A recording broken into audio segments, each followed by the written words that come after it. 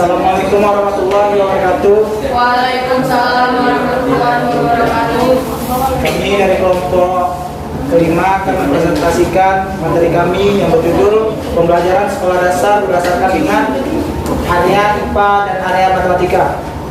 Saya di sini sebagai moderator Muhammad Kifariji dan teman saya sebagai pemateri 1 Trisuci Lestari, sebagai pemateri 2 Anasia, sebagai pemateri 3 Jatul Jana, sebagai pemateri 4 Sarana Lydia. Saya di sini tidak akan memperpanjang kelima, langsung saja ke intinya pembahasan kepada pemateri 1 Trisuci Lestari. Kami persilahkan. Ya baik, pertama-tama di sini saya akan menjelaskan tentang pengertian pembelajaran. Pembelajaran itu adalah interaksi antara peserta didik dan pendidik dalam suatu lingkup pendidikan, yang dimana itu terjadi komunikasi yang intensif antara siswa dan guru. Dan dalam pembelajaran itu juga biasanya guru menggunakan alat atau media pembelajaran sebagai pelengkap pembelajaran, agar dalam pembelajaran itu tercipta pemahaman dari siswa yang bersifat permanen, baik itu dalam aspek kognitif, afektif maupun psikomotorik.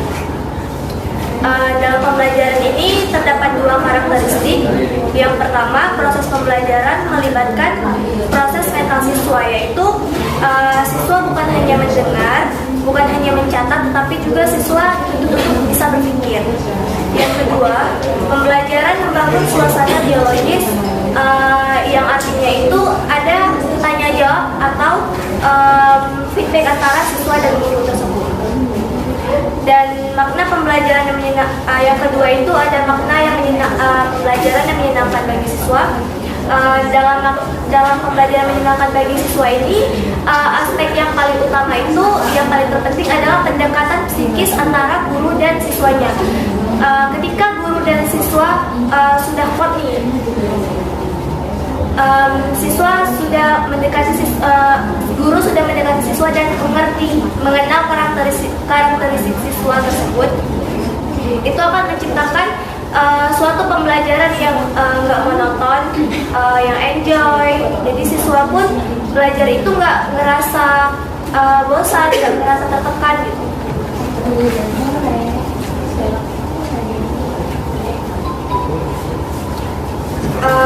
Dan pembelajaran yang menyenangkan itu harus disajikan secara aktif dan efektif. Yang pertama, guru memantau kegiatan belajar siswa. Di sini guru memberikan umpan balik, yaitu misal guru memberikan pertanyaan, siswa menjawab. Begitu juga nanti misalnya siswa ada pendapat yang ingin ditanyakan atau gagasan yang ia miliki, ia ingin bertanya kepada guru, guru menjawabnya, itu jadi umpan balik di dalam kelas tersebut. Dan di situ juga guru dan siswa itu dituntut untuk sama-sama kreatif dalam pembelajaran. Jadi pelajaran itu nggak kaku, nggak monoton, nggak bosan. Di dalam kelas itu akan tercipta kelas yang menyenangkan. Pembelajaran itu pun akan lebih menarik dan akan lebih mudah diingat sama siswa, lebih dipahami. Terus ada juga hal-hal yang harus diperhatikan dalam pelaksanaan pembelajaran yang efektif dan menyenangkan. Yang pertama, memahami sifat-sifat yang dimiliki anak. Jadi setiap anak itu kan memiliki sifat yang berbeda-beda. Jadi ada anak yang sukanya nggak belajar, maksudnya dia tuh lebih nggak bisa, dia hanya berfokuskan kepada materi yang kita ajarkan dalam buku. Kita suruh baca itu dia belum tentu dia memahami, tapi ketika kita menjelaskan sambil dia membaca, dia memahami gitu. Dia bisa berimajinasi ketika kita menjelaskan, bukan hanya membaca itu. Kadang dia ada juga anak yang membaca itu dia nggak terlalu paham gitu. Dan yang kedua itu mengenal anak secara perorangan.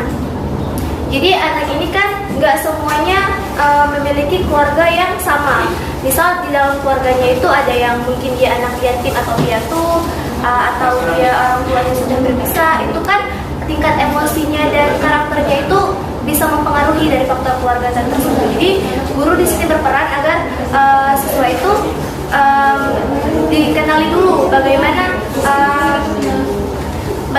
lingkungan keluarganya itu. Jadi kalau guru itu udah mengetahui lingkungan keluarganya bagaimana, itu pasti guru bisa memikirkan langkah yang tepat untuk pembelajaran siswa tersebut. Yang ketiga itu memanfaatkan perilaku anak dalam perorganisasian belajar. Di sini anak kan dalam bermain itu kan ada yang berdua, ada yang berkelompok gitu kan. Jadi kita sebisa mungkin memanfaatkan dalam perkelompokan atau dia bersosialisasi itu sebisa mungkin kita membangkitkan jiwa berorganisasiannya sejak dini. Yang keempat itu mengembangkan kemampuan berpikir kritis, kreatif dan mampu memecahkan masalah. Di sini kita sebagai guru memberi arahan kepada siswa agar dalam pembelajaran itu harus berpikir kritis dan kreatif. Kalau misalnya pembelajaran hanya tidak ada kreatif atau berpikir kritis itu, pasti pembelajaran hanya monoton kepada gurunya saja, tidak ada umpan baliknya dari siswa tersebut. Yang kelima itu mengembangkan ruang kelas sebagai lingkungan belajar yang menarik. Ruang kelas ini juga sangat berpengaruh, apalagi di kalangan siswa SD. Ruangan kelas misalnya, ruangan kelas kadang ada juga SD-SD yang ruangan kelasnya itu kotor, yang di dalamnya itu ya biasa aja, nggak ada warna-warni atau tempelan-tempelan gambar yang menarik untuk dilihat. Itu pasti siswa akan merasa bosan berada di kelas tersebut dan inginnya keluar aja gitu, nggak mau berlama-lama di kelas. Dan yang keenam itu memanfaatkan lingkungan sebagai sumber belajar. Di sini kita bisa memanfaatkan lingkungan itu, misal di dalam materi pembelajaran IPA tentang lingkungan atau tentang hewan. Itu kita bisa membawa siswa kita keluar kelas untuk melihat yang nyata, bukan hanya dalam gambar atau penjelasan materi saja. Misal kayak tentang tumbuhan, kita bisa ngasih contoh tumbuhan yang sebenarnya. Hewan juga kita bisa ngasih contoh hewan yang sebenarnya. Yang ketujuh itu memberi umpan balik yang baik untuk meningkatkan kegiatan belajar. Umpan balik yang dimaksud di sini yaitu guru memberikan umpan balik itu misalnya siapa yang bisa menjawab pertanyaan dari guru. Nanti siswa yang bisa menjawab bisa dikasih reward atau hanya sebatas tepuk tangan. Itu bisa juga membangkitkan semangat siswa dalam belajar dan membangkitkan semangat dia agar dia berani bertanya. Dan yang terakhir itu membedakan antara aktif fisikal dan aktif mental. Terus yang ketiga ada hakikat IPA. Di sini IPA merupakan ilmu yang memiliki karakteristik khusus, mempelajari fenomena alam yang faktual, baik kenyataan, kejadian berdasarkan percobaan induksi dan dikembangkan berdasarkan deduksi. Jadi di sini IPA itu mempelajari fenomena alam, misalnya kayak pelangi itu kan termasuk fenomena alam ya. Jadi pelangi itu kan kayak di kisah dongeng itu kan katanya ada putri mandi di situ. Padahal kan dalam kejadian alamiahnya itu kan pencahayaan dari air itu ya. Dan di hakikat IPA itu terdapat empat unsur. Yang pertama itu sikap. Sikap itu rasa ingin tahu. Jadi guru itu harus membangkitkan rasa ingin tahu siswa terhadap pembelajaran IPA. Misalnya dia ingin tahu tentang nama-nama planet apa aja sih yang ada di dunia ini gitu. Jadi guru itu sebisa mungkin memberikan pembelajaran yang tidak sulit untuk dipahami siswa. Ya dengan cara tadi, maksudnya dengan misalnya kalau misalnya dalam materi itu kan kadang siswa sulit memahami. Jadi guru bisa memakai media seperti membawa planet-planet yang dalam media pembelajaran itu kan ada tuh. Jadi siswa pun dengan mudah mengenali planet-planet itu tanpa harus banyak membaca materi. Tapi karena dengan adanya media pembelajaran tadi dan penjelasan penjelasan dari guru, itu pasti siswa lebih mudah mengingat. Dan yang kedua itu proses. Di sini proses itu pemecahan masalah melalui metode ilmiah. Jadi siswa itu juga dituntut, bukan dituntut sih, maksudnya sebisa mungkin siswa itu harus bisa memecahkan masalah dalam suatu pembelajaran gitu. Yang ketiga ada produk. Produk itu dia berupa fakta, prinsip, dan teori dalam hakikat IPA itu sendiri. Yang keempat itu aplikasi. Aplikasi itu penerapan metode ilmiah tadi itu dan konsep IPA itu dalam kehidupan sehari-hari. Dan cukup sekian dari materi yang saya jelaskan. Saya kembalikan ke moderator. Terima kasih. Selanjutnya saya persilakan kepada pemateri 2, Ansia. Selanjutnya saya akan membahas tentang pembelajaran IPA yang efektif dan menyenangkan. Pembelajaran IPA tidak boleh terpisah dengan hakikatnya, yaitu terdapat proses di mana siswa harus melakukan pengamatan tentang gejala alam. Misalnya, pembelajaran ini dimulai dari hal-hal yang biasa diketahui siswa supaya mudah untuk memahaminya. Yang kedua, guru yang efektif harus menguasai materi pembelajaran, mengarahkan dan memotivasi siswa dalam setiap pembelajaran dan memberikan kesempatan untuk belajar aktif. Yang ketiga, guru bertanggung jawab untuk melakukan kegiatan pembelajaran selama jam sekolah untuk siswa. Selanjutnya, tujuan pembelajaran IPA. Tujuan pembelajaran IPA ini untuk meningkatkan kualitas pembelajaran seperti efektivitas pembelajaran, minat pembelajaran, motivasi dan penguasaan kompetensi pembelajaran. Menurut Hollywoodin, mata pelajaran IPA ini bertujuan untuk membekali peserta didik supaya memiliki kemampuan dan pengetahuan yang bermanfaat bagi siswa dan dapat diterapkan di kehidupan sehari-harinya seperti di lingkungan dan masyarakat sekitarnya. Saya kembalikan kepada Terima kasih. Selanjutnya pada pemateri 3, Ratu Rojana, saya silakan. Jadi di sini saya akan menjelaskan mengenai fungsi pembelajaran IPA. Fungsi dari pembelajaran IPA itu ada dua. Yang pertama, dengan pembelajaran IPA itu akan memberikan pengetahuan tentang berbagai jenis seperti pengetahuan lingkungan alam dan lingkungan buatan dalam kaitannya dengan kehidupan sehari-hari. Yang kedua, dengan pembelajaran IPA itu akan mengembangkan keterampilan siswa untuk memecahkan masalah sehingga siswa dapat memahami IPA dan meningkatkan pengetahuan siswa tentang IPA yang berhubungan dengan kehidupan sehari-hari. Misalnya, contohnya IPA yang menyangkut dengan kehidupan sehari-hari itu seperti menghirup oksigen dan melepaskan CO2.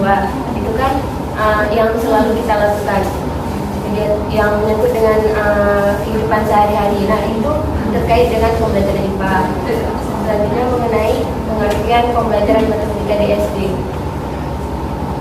Pembelajaran matematika di sekolah dasar ini merupakan salah satu kajian yang penting untuk diberikan kepada semua siswa mulai dari sekolah dasar untuk membekali siswa dengan kemampuan menghitung dan mengolah data. Nah, matematika ini adalah suatu alat untuk mengembangkan cara berpikir. Karena itu matematika sangat diperlukan baik untuk memecahkan masalah dalam kehidupan sehari-hari maupun untuk menunjang kemajuan ilmu pengetahuan dan teknologi. Nah, pelajaran IPA yang dimaksud di sini itu bukan hanya dalam menghitung saja, kan kalau misalnya menghitung itu bisa menggunakan alat itu seperti kalkulator, tapi pembelajaran IPA di sini juga untuk menyelesaikan masalah perlu logika berpikir dan analitis. Itulah pentingnya pembelajaran matematika bagi anak SD. Terima kasih. Selanjutnya pada pemateri terakhir, Silakan salah Nadia. Selanjutnya saya akan menjelaskan tujuan pembelajaran matematika di SD. Yang pertama itu memahami konsep matematika. Selanjutnya menggunakan penalaran pada pola dan sifat, memecahkan masalah yang meliputi kemampuan memahami, merancang model matematika. Menurut Fatima 2019, tujuan pembelajaran matematika dibedakan menjadi dua, yaitu yang pertama, anak pandai menyelesaikan permasalahan, dapat menguasai konsep-konsep matematika dengan baik. Yang kedua, anak pandai dalam berhitung, anak mampu melakukan perhitungan dengan benar dan tepat. Tujuan tersebut dicapai apabila siswa memahami operasi dasar matematika seperti penambahan, pengurangan, perkalian, dan pembagian. Selanjutnya itu karakteristik pembelajaran matematika di SD. Yang pertama, pembelajaran matematika bertahap. Yang dimaksud di sini adalah pembelajaran matematika yang dimulai dari hal yang konkret menuju yang abstrak, atau dari konsep yang sederhana menuju konsep yang sulit.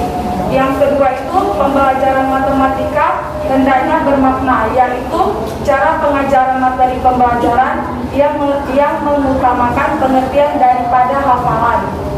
Dan yang ketiga itu pembelajaran matematika menggunakan metode spiral, yaitu pembelajaran matematika yang selalu dikaitkan dengan materi sebelumnya.